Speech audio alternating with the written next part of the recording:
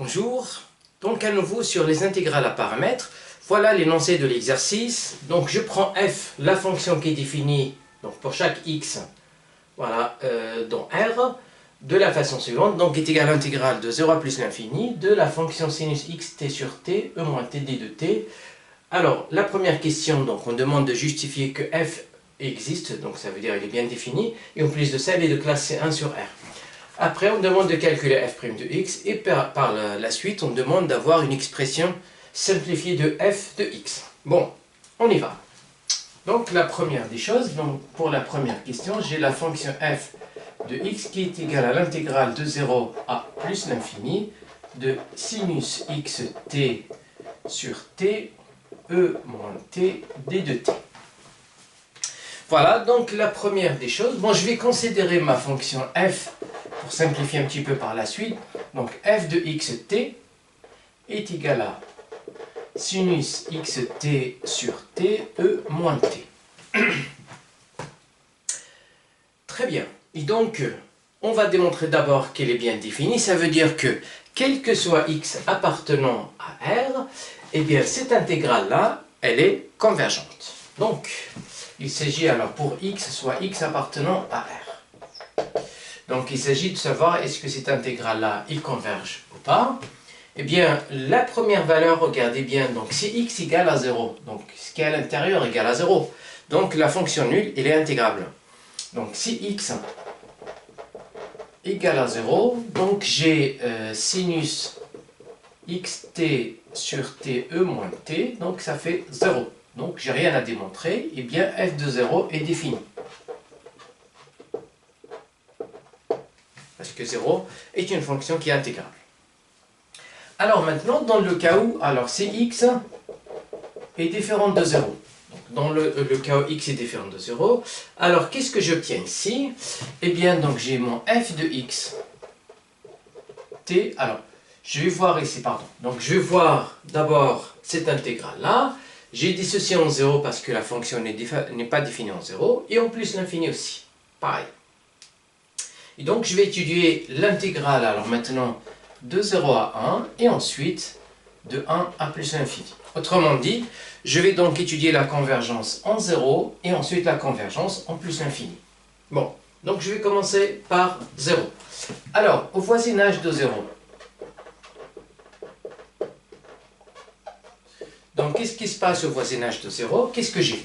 Donc j'ai sinus xt sur t, e moins t. Donc, le plus souvent pour avoir l'intégrabilité de la fonction, alors on utilise le plus souvent l'équivalence des fonctions. Donc, qu'est-ce que je constate ici? Ben, je sais que sinus t sur t est équivalente à 1 en plus l'infini, pardon, en 0. Et donc, je vais avoir la même chose ici. Par contre, là, j'ai pas t, mais j'ai xt. Mais comme x est différent de 0, bon, je peux rajouter x ici, et je le rajoute là. Donc, de cette façon, regardez bien, eh bien, je vais avoir celle-là qui va être équivalente en 0 à 1, et la même chose pour celle-là. Donc, elle est équivalente C1 à 1 en 0. Donc, en 0 ici, c'est l'exponentielle de 0, c'est 1. Et celle-là, donc c'est très connu, donc ça va faire 1. Et donc, tout ça, bah, ça veut dire que ça, c'est équivalent en 0 à x.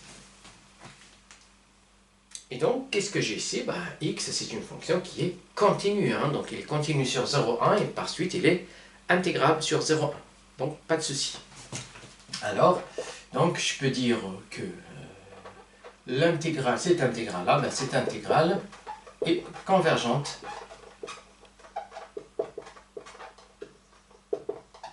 en 0.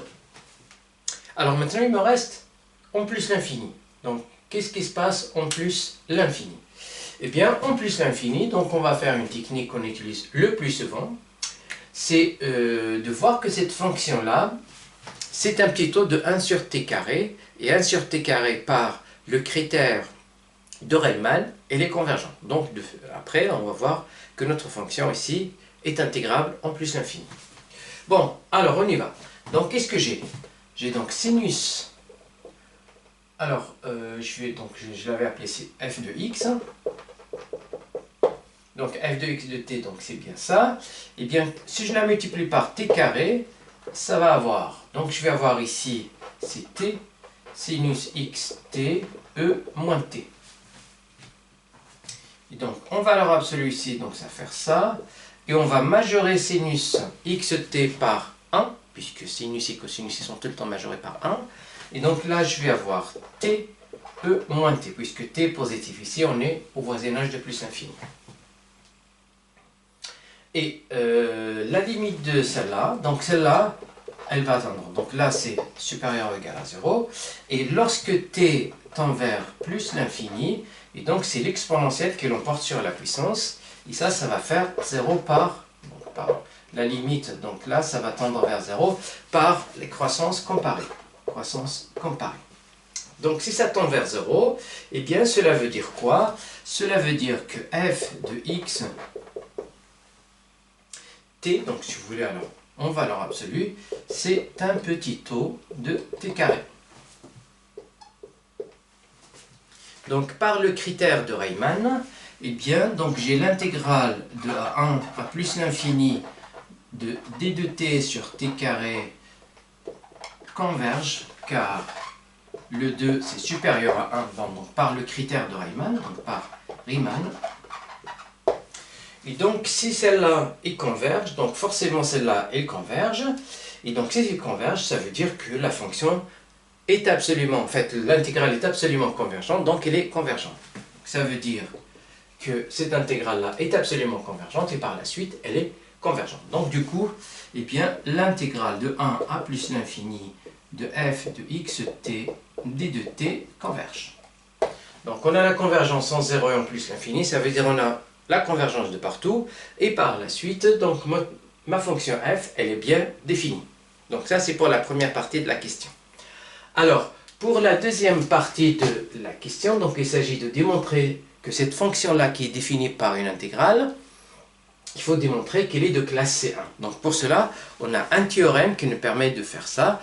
Je vais vous rappeler donc le théorème ici, et après on l'applique lettre par lettre. Bon, alors, donc dans le cas général, je vais considérer f qui est défini donc d'un certain oméga croix i qui sont des intervalles, le plus souvent des intervalles de r vers r, et je vais considérer f de x, donc pour xt, donc ça va faire f de xt, et donc là c'est l'intégrale sur i de f de xt d de t. Voilà, alors, donc les conditions. Si, premièrement, donc, quel que soit x appartenant à oméga, j'ai cette fonction-là, hein, donc, en t, elle est continue par morceau. Ensuite, la deuxième question, il faut que quel que soit t appartenant à oméga, j'ai cette fonction-là, et C1. D'accord? Donc là, parce que je veux C1, bon, d'une façon, alors, voilà, et C1. Ensuite, donc, en plus de ça, puisqu'elle est de classe C1, ça veut dire elle est dérivable, et donc il faut, j'ai la fonction pour chaque x, donc je peux bien dériver f de x de t par rapport à x, donc je peux bien faire cette dérivée-là, donc c'est une fonction qui dépend, donc je dérive par rapport à x, mais la fonction qui fait correspondre t de f de t, donc ça, il faut qu'il soit continu par morceau. Continu par morceau. La deuxième question, en fait, ces deux-là, le plus souvent, c'est très simple à vérifier. Eh bien, la troisième condition, il faut que il existe phi de i vers r plus intégrable tel que, eh bien, quel que soit xt appartenant à oméga croix i, eh bien, j'ai phi de x, pardon, f de xt est inférieur à phi de t. Donc, ce qu'on appelle la condition de domination. Donc, il faut que ce soit dominé par cette fonction qui est intégrable. Donc, à partir de ces trois conditions, je peux dire, alors, eh bien f est C1. En plus de ça, eh bien, la dérivée donc, de f de x, c'est 0 plus l'infini. Donc, ça permet de dire même cette fonction-là, elle est intégrable. Et que, donc, c'est exactement... Ça fait ça. Donc, ça permet de dériver à l'intérieur de l'intégrale. Pardon. Voilà donc le théorème qu'on va utiliser pour la deuxième partie de la question. Bon, on y va.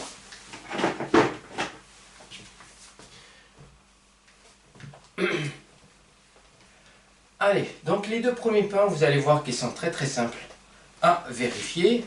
Donc les deux premiers points. Alors, le premier point, donc je vais prendre x appartenant à, ici le oméga, donc c'est R. Donc pour x égale à R, eh bien donc j'ai cette fonction-là, sinus xt sur t, e moins t. Ben, c'est une fonction qui est continue sur l'intervalle, donc continue sur 0 plus l'infini. Donc c'est la forme de produit de fonctions composées de fonctions continues. Donc voilà, sinus xt continue en t, 1 sur t c'est voilà, l'inverse d'une fonction continue, e moins t c'est continu, donc tout ça c'est continu. Ben, si c'est continu, ça veut dire que c'est continu par morceau. Donc ça permet de dire que tout ça c'est continu par morceau. Alors maintenant, donc il faut que je regarde la dérivable, en fait cette fonction-là. Alors maintenant, soit donc pour t appartenant à 0 plus l'infini. Et je vais considérer la fonction, cette fonction-là.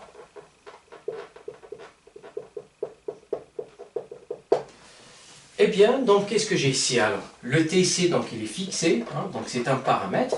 La variable c'est x. Donc la fonction qui fait correspondre à chaque x, xt, donc c'est une fonction qui est polynomiale, elle est continue. Composée avec sinus, ça va être continu. Et même dérivable. Et même de classe C infini. Donc elle est de classe C1. Multiplié par un réel là, donc ça va faire toujours une fonction qui est C infini. Et donc moi j'ai besoin juste de démontrer qu'elle est de classe C1. Donc elle est de classe C1. Donc elle est C1. Alors maintenant je vais la dériver par rapport à x. Donc je dérive d de f sur d de x par rapport, en fait, en xt. Donc je dérive celle-là par rapport à x. Donc le t n'est pas une variable. Alors quand je dérive sinus, ça fait cosinus. Et donc là j'ai xt, eh bien je vais faire apparaître cosinus xt sur t, e moins t. Donc le t qui part avec t, et je vais obtenir cosinus xt, e moins t. Et celle-là, ben, cette fonction maintenant, qui fait correspondre pour chaque t, cosinus xt, e moins t, eh bien j'ai bien cette condition-là, pardon, elle est continue, donc continue par morceau. Donc continue par morceau.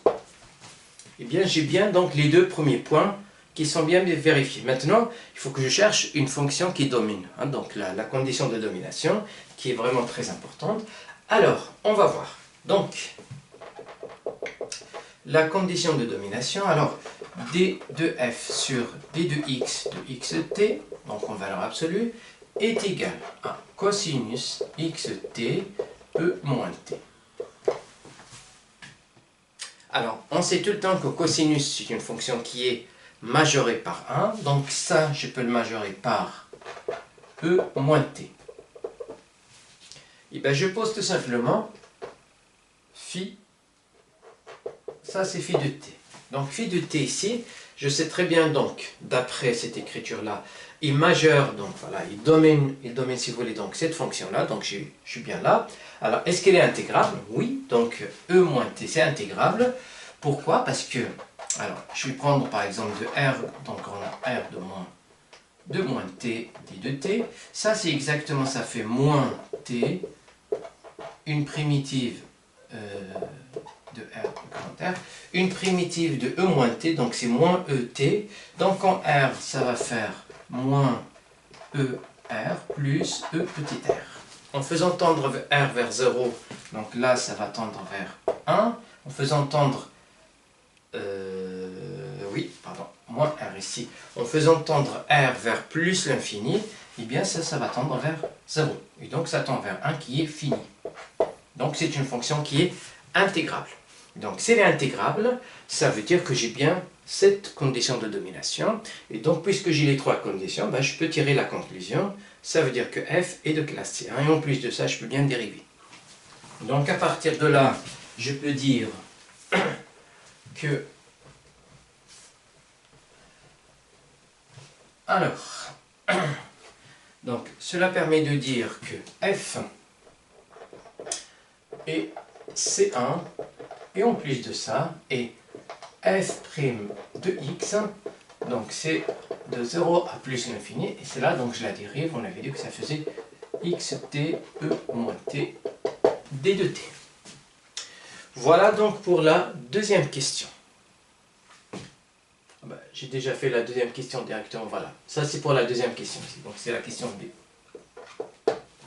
Alors, ça c'était la A. Alors maintenant la question C, on demande de chercher bien sûr, de calculer f'. Ah oui, donc on va le calculer. Donc là c'est juste l'expression. Alors, pour calculer f', donc f' de x qui est égal à 0 plus l'infini, e moins t, d de t. Alors, pour calculer ce genre d'intégrale, donc c'est pour ceux qui savent, alors, on va faire deux fois une intégration par partie pour revenir à l'état initial. Donc, je vais faire une intégration par partie en considérant ça comme u, et là, c'est v'. Donc, de cette façon-là, ben, je vais obtenir uv, donc uv moins l'intégrale donc de u'v. Donc en utilisant ça, eh bien, je vais avoir la chose suivante. Donc u, c'est cosinus xt, une primitive de e moins t, donc c'est moins e moins t, moins l'intégrale de 0 à plus l'infini de u'. Donc une primitive, en fait une dérivation de cosinus, c'est moins sinus. Et je dérive par rapport à t, donc il y aura le x qui va sortir. Donc je vais avoir moins x sinus xt. Et puis après, v', donc je vais avoir un moins ici, et avec le moins, ça va faire plus e moins t. d de t. Et là, c'est entre 0 et plus l'infini. Et donc, ça va faire. Alors, en 0, en plus l'infini ici, qu'est-ce que ça fait? Donc en plus l'infini, eh bien, j'ai cette fonction-là qui est majorée par e moins t, donc la limite ici, ça va faire 0. Par contre, en 0 ici, ben, je vais avoir cosinus de 0 qui va faire 1, et, et l'exponentielle de 0 qui va faire 1. Donc avec le moins, ça va faire 1 ici. Alors, moins 0 à plus l'infini, bien le x qui va sortir là, sinus xt e moins t d de t. Et bien je refais le travail pour cette partie-là. Donc puisque j'ai sinus ici, eh bien je refais le travail comme ici. Donc une intégration par partie en considérant celle-là c'est u et là c'est v'. Et donc ça va faire alors sinus xt moins e moins t. D'accord?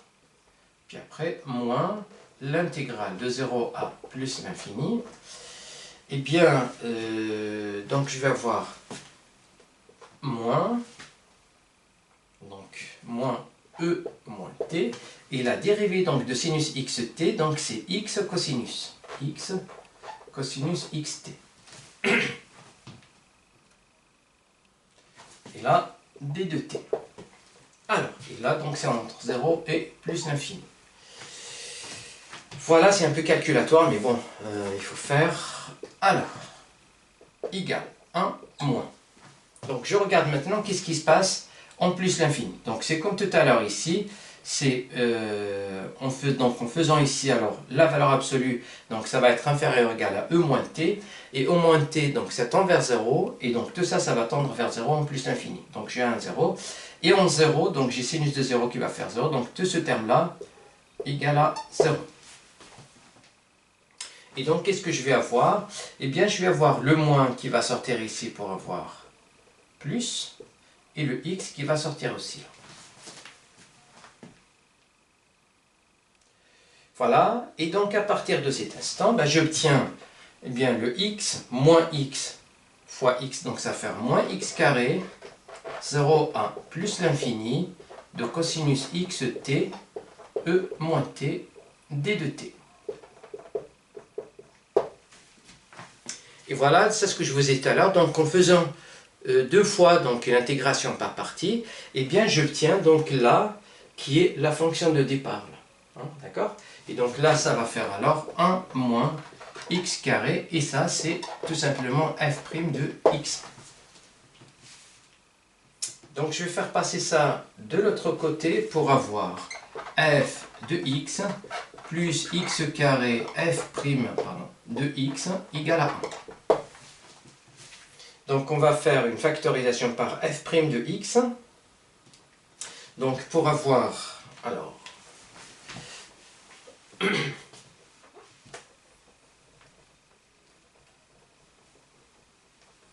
donc je factorise par f' de x pour avoir 1 plus x carré qui va faire 1. Donc comme cette quantité-là est différente de 0, je peux bien diviser par 1 plus x carré pour avoir f' de x qui est égal à 1 sur 1 plus x au carré. Donc voilà pour la question B. Hein, voilà, donc ça c'est f' de x. Et à partir de cet instant-là, pour la troisième question, on va juste chercher combien ça fait f. Alors, eh bien, donc il faut connaître aussi alors quelques formules des fonctions trigonométriques, notamment les fonctions trigonométriques réciproques. Donc là, alors, donc j'ai f' de x est égal à 1 plus x carré, mais le f' de x, c'est exactement, c'est arctan de x'. Parce que donc arctan de x', ça fait la même chose, ça fait 1 sur 1 plus x carré. Donc du coup ici, ça veut dire que f de x, c'est arctan de x plus une constante. Comme ça, quand je dérive ici, ben, j'obtiens la même chose. Et bien maintenant, il faut juste chercher cette constante-là. Et cette constante, on va la chercher par une valeur particulière. Ben, il s'agit, tout à l'heure, on l'avait déjà calculé, f de 0. On avait dit que lorsque x est égal à 0, ce qui est à l'intérieur là, c'est 0. Et l'intégrale de 0, ça fait 0. Donc j'ai f de 0 est égal à 0, est égal à arctan de 0 plus la constante. Arctan de 0, je sais que ça fait 0. Et donc, du coup, notre constante est égale à 0. Et enfin, on obtient f de x, c'est exactement, c'est arctan de x. Voilà, donc la réponse à la question C. Et bien, voilà, donc comment on fait voilà, pour utiliser ce théorème-là, qui est très important, bien sûr. Il ne faut pas aller directement et dériver à l'intérieur. Il faut s'assurer que vous avez toutes ces conditions-là. Voilà, donc j'arrive alors, comme je vous ai dit tout à l'heure, donc en fait tout à l'heure, sur une autre vidéo, donc cette condition-là, là on a de la chance, on a trouvé une fonction phi qui domine notre fonction petit f de partout, mais 10 fois c'est pas facile. Qu'est-ce qu'on fait? On essaie donc de dominer la fonction f de xt sur des intervalles qui sont dans oméga, des intervalles qui sont fermés, bornés, donc c'est des segments. Et dans ce cas-là, on peut conclure la même chose. Alors, voilà, donc j'arrive à la fin. Ben, si vous avez des questions, n'hésitez pas à m'en faire part. Ben, sinon, je vous souhaite une très bonne journée. Merci et à très bientôt.